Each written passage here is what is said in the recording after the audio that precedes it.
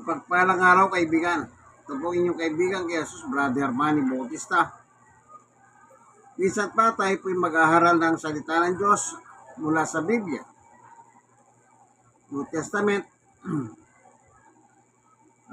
Galing sa Gideon International ito. Ayan o. Pinamimigay ito, huwag ipagbili. Naklat ito, kaya bahuli ibente. Libre lang eh. Libre. Sige, basa tayo ano. Bago tayo papalaot sa pag-aaral, tayo muna yung panandalian manalangin. Panginoon Diyos, sa aming Ama, minsan pa, samahan mo po kami sa aming pagbubulay ng mabuting balita o salita mo. Buksan ang isip at damdamin ng mga nanonood at magiginig ng video ito. Salamat po sa ngalan ni Jesus. Amen. Sa Biblia po, ganito mababasa. Ganito po ang mababasa sa unang Korinto.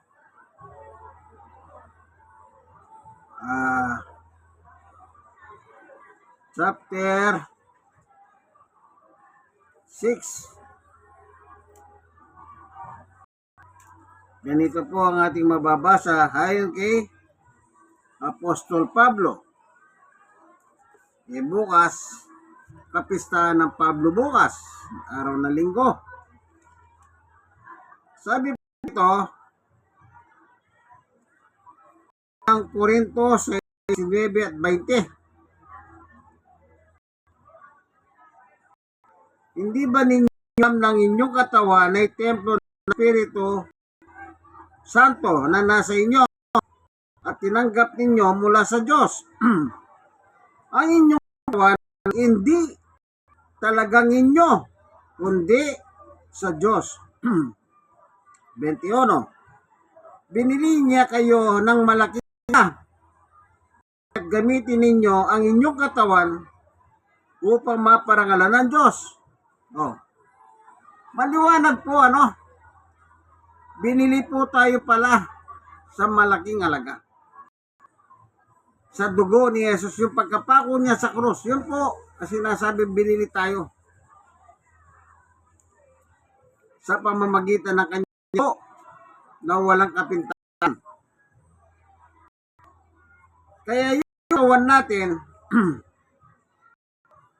ay natin paghahari. Maliwanag ang sabi ni Pablo, sa Diyos, sabi niya. Pero gagamitin mo yung katawan na yan na paghahari ng Diyos para ang Diyos ay malwalhati. Ibig sabihin, para maintindihan yung malwalhati, upang ang Diyos ay maparangal nyo. Parang ganito pagbibigay ng parangal. Pag ikaw ay isang trabahador ng sandali, ito babasahin ko Efeso 1:7. Tinubos tayo ni Kristo sa pamamagitan ng kanyang dugo at sa gayon pinatawad na ang ating mga kasalanan. Yung kadakila ang pag-ibig. Yan. 8. Na ipinadaman niya sa atin, binigyan niya tayo ng karunungan at kabatiran. Kaya halimbawa, empleyado ka ng isang kumpanya. Kailangan yung may-hari ng kumpanya, yung boss mo, kapag gumawa ka kalukuhan, kahit hindi mismo sa kumpanya mo, sa labas, sasabihin ng boss mo, tatanggalin niya. Kasi sige ka ng kahiya sa kanya. At hindi ka sa kumpanya nakaguli, outside the company, sigurado tatanggalin ka niya kasi hindi na, kasi binigyan mo siya ng kahiyan. Hindi mo siya binigyan ng kahiyan. Ganon din po sa Diyos. Kaya yung katawan natin, kaya pala gamitin natin upang kaya gamitin nyo ang inyong katawan upang maparangal ng Diyos. Dito sa Roma, meron nakasulat dito, basahin natin ha. 7:12. Ganito po ang mababasa. Ang kautusan ng bawat utos ay banal, at mabuti. Yung utos ng Diyos, mabuti. Dapat natin mabuti. Habang tayo nabubuhay. Hanggang sa tayo mamatay. Yun ang nakalagay. Dito pa sa Efeso, chapter 2, meron pa nakalagay dito.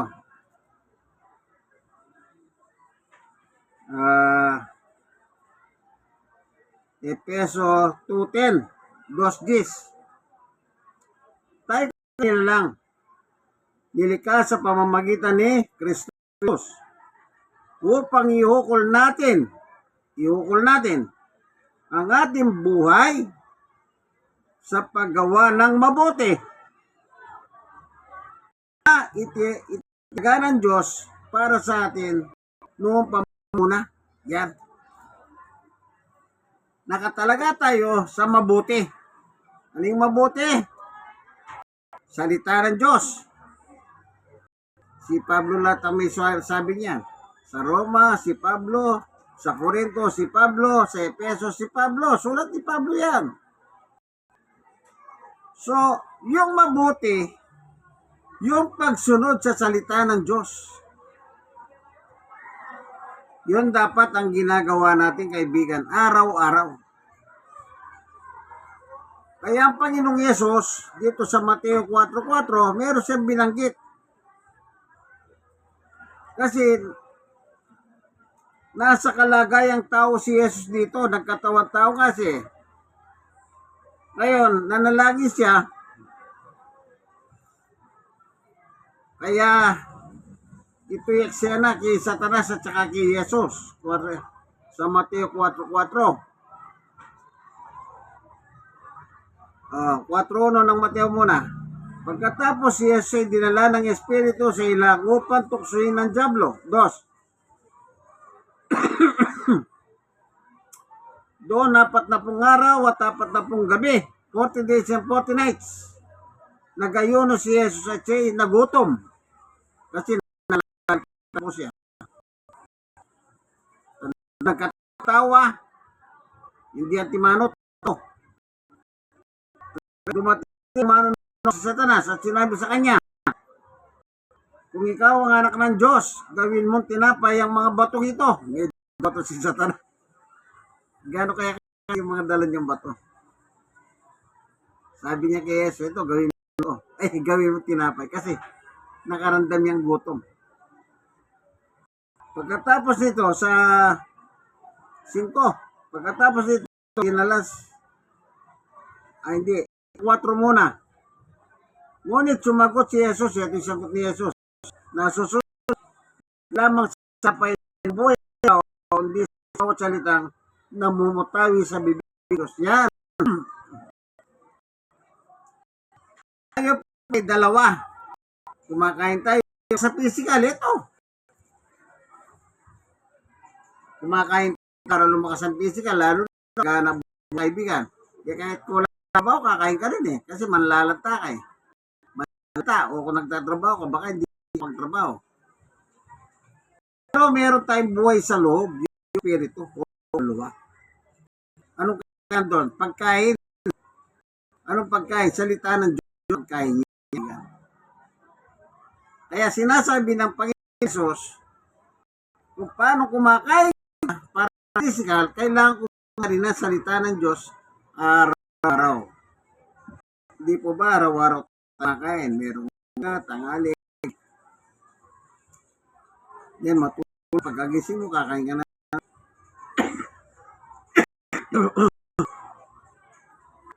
So, maliwanag po, sabi ng Panginoong Yesus,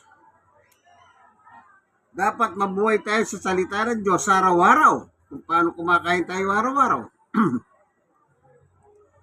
Yan ang kailangan natin. Kaya nga sabi ni Pablo, dapat yung katawan mo, gamitin mo upang ang Diyos ay maparangalan mo, kaibigan. Huwag kang kumain. Di mamamatay ka. Nasa ang karangalan ng Diyos, hindi ka kumakain. Kung nagdodroga ka naman, yung nagdodroga, hindi na kumakain yun eh. Nasa ang karangalan ng Diyos diyan? Wala. So, kasalanan lagi ang ginagawa mo. Hindi mo natutupad yung utos ng Diyos na mabuhay ka sa salita ng Diyos araw-araw.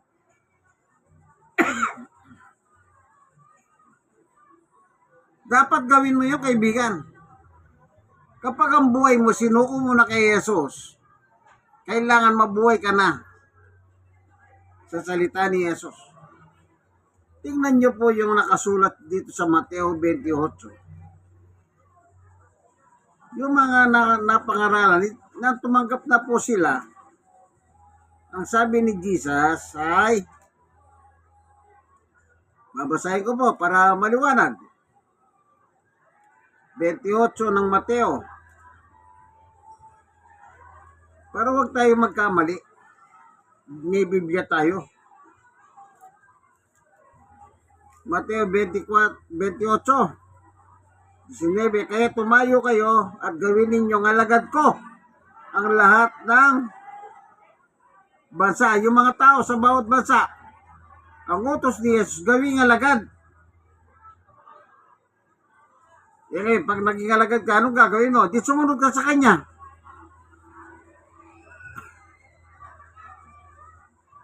Bautismuhan ninyo sila sa pangalan ng Ama at ng Anak at ng Espiritu Santo. 20. At turuan sumunod sa lahat ng ipinag-uutos ko sa inyo. Tandaan ninyo, ako'y laging kasama ninyo hanggang sa katapusan ng sanlibutan. Kung gusto mong maging alagad ni Jesus, pag tinanggap mo na si Jesus, gusto mong maging alagad eh. So dapat ang buhay mo, yung aral ng mismong Panginoong Yesus ang ginagawa mo. Sabi niya gawin yung alagad ko. Nung marinig mo, gusto kong maging alagad. Nagpabautismo ka. So, susunod mong gagawin, sumunod sa utos niya. Ganun lang po yun. Wala nang ibang utos, kundi yun. Kasi utos mismo ng Panginoong Jesucristo. Siya mismo tinanggap mo eh. Hindi mo pwede yung tatanggapin mo si Jesus, susuko mong buhay mo sa Kanya, pero ang buhay mo, hindi na babago. Halimbawa, adik ka. Mabubuhay ka sa bisyo. Dahil nagustuhan mo yung aral, tinanggap mo si Jesus, pero ang buhay mo, ganun pa rin. Nagbibisyo. Hindi po yun, hindi akma yun.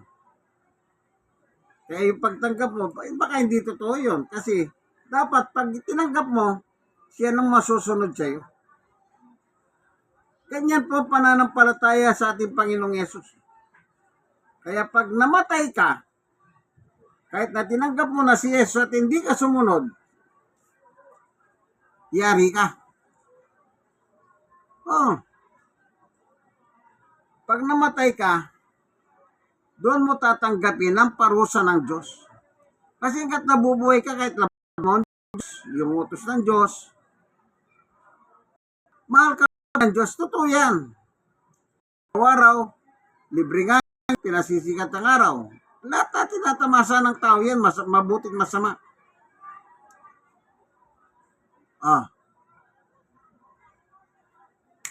Kaya, pag namatay ka na hindi ka sumusunod, tingnan nga natin ang sinasabi pa ni Juan. 1:36. Ganito naman pong mababasa natin. Ang nananalig sa anak ni Jesus o sumasampalataya ay may buhay na walang hanggan. Oh, yung buhay na walang hanggan, binibigay po yun sa mga sumasampalataya. Sa Diyos po yan, sa piling ng Diyos ha. Ngunit ang hindi tumatalima sa anak kay Jesus, hindi magkakaroon ng buhay. Mananatili sa kanya ang puot ng Diyos. Oh. Pag hindi ka sumunod, sabi ni Jesus, turuan niyo sila sumunod sa utos ko. Para kang namagneto doon sa gusto kong maging alagad. Pero yun pala, ayaw mo na babalang maging alagad. Kasi ayaw mo sumunod kay Jesus. Pag hindi ka susunod kay Jesus, ang Diyos naman magagalit sa iyo. Mananatili ang puot ng Panginoong Jesus, na Panginoong Diyos sa iyo. Anong gusto mo? Mapuot ang Diyos o sabi ko nga po di baling yung mga kapitbahay mo na lang o kapamilya mo magalit sa'yo. At least, meron ka pang pagkakataon dyan. Pero pag ang Diyos na nagalit sa'yo, at pag inabot ka pa ng kamatayan, lagot ka. Kaibigan, lagot ka. Meron pong patay dito sa amin. Last dito, maraming tao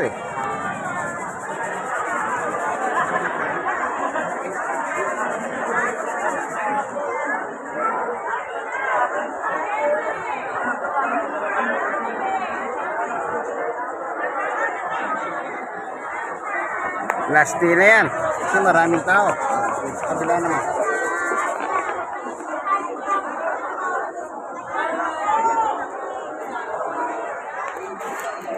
Dami nakikipaglamay, no? Kapag dumating ka na sa kanya, namatay ka. Wala nang pag-asa, kaibigan. Kahit ipagdasal ka pang ipagdasal yung mga mahal mo sa buhay, naiiwanan mo, buhay. Useless na yun. Kahit ipagdasal ka pa sa mismong living mo. Kasi once na namatay ka, yung kaluluwa mo, dadaretso na sa Diyos yan. Siya nang tatanggap ng hatol. Tandaan nyo po yan. Dito sa 9:27 ng Hebreo. Ang sabi, itinakda sa mga tao na minsan lamang mamatay at pagkatapos ay ang paghukom. Yan, pinakita yung patay. Di ba may lamay-lamay dyan? Yung last day, ang daming tao, di po ba? Yung karamihan ng patay, yung huling araw, merong ginagawa mga panalangin dyan Kumukuha sila ng mga mananalangin. Pero wala nang kwenta yun. Patay na Patay na. Ililibing, imimisahan pa sa simbahan, wala nang kwenta yun. Patay na Habang nabubuhay ka, kaibigan, habang nabubuhay tayo, sabi ni Jesus sa Mateo 4:17,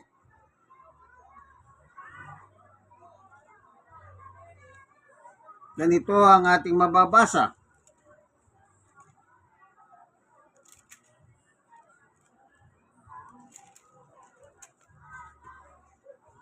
Magmula noon ay nangaral si Jesus.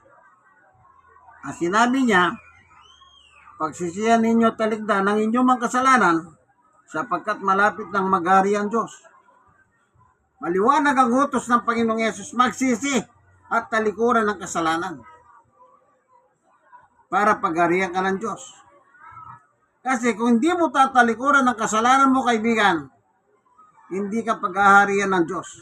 Tandaan mo yan. Yan ang nakasulat. Para pagharihan ka ng Diyos, kung totoong kinuko mo ng buhay mo kay Jesus, kung totoo, iwanan mo na yung kasalanan mo. About face, talikuran mo na, kaibigan.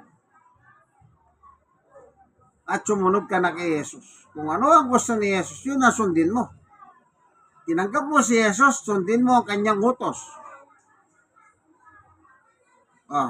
Hanggang kailan? Hanggang sa kamatayan natin.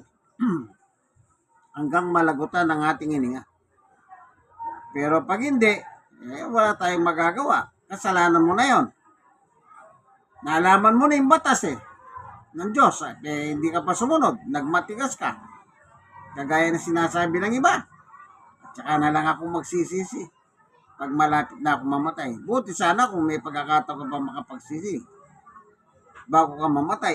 Paano kung bigla kang binangot, bigla kang nadunggol ng sasakyan, namatay ka, nasagasaan ka, nahulog ka sa bakil, o nadisgrasya ka, aksidente ka, namatay ka. Paano ka pa magsisisi, kaibigan? Kaya mas maganda, hanggat nabubuhay tayo. Kaya yung sinabi ni Jesus, siya ay nangangaral noon. At ang pinangangaralan niya ay mga taong buhay, hindi mga taong patay. Walang nakasulat sa Biblia, pag namatay, ipagdasal nyo na lang.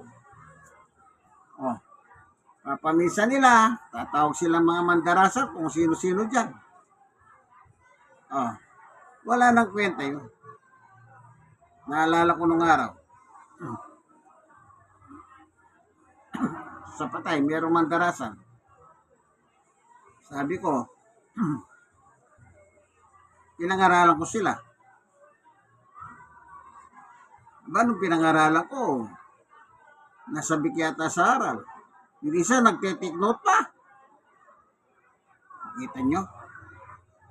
Kaya sabi niya, gagamitin ko mga ito, sabi niya. Kasi kung hindi niya gagamitin, bakit siya nagte-take note? Napaka-importante po ng aral ng Diyos.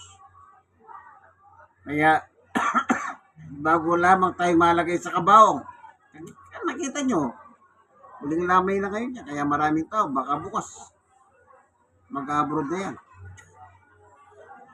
Abroad na walang balikan. Patay na eh. Yung katawan lupa, babalik sa lupa, yung kaluluwa, babalik sa Diyos, yung ang tatanggap ng hatol sa ginawa niya nang siya nabubuhay dito sa ibabaw ng lupa. Kanya-kanya tayong ginawa, kaibigan.